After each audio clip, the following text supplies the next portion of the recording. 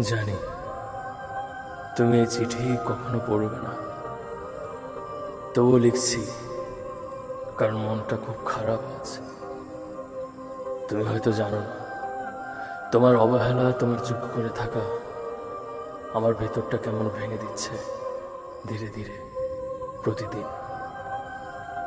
তুমি ব্যস্ত, আমি বুঝি, তুমি হয়তো ক্লান্ত, এটাও মানি, কিন্তু একটা সময় ছিল যখন তুমি কেবল আমার জন্য সময় রাখতে।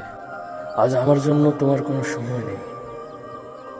আমি অভিযোগ করি না, শুধু ভাবি তুমি কি কখনো বুঝবে কতটা কষ্ট লুকিয়ে রেখে তোমার সামনে আমি হাসি। আজ লিখে ফেললাম এই মন খারাপের চিঠিটা, কারণ তুমি না থাকলেও তোমার স্মৃতিটা তো এখনো আমার ভেতর বেঁচে আছে।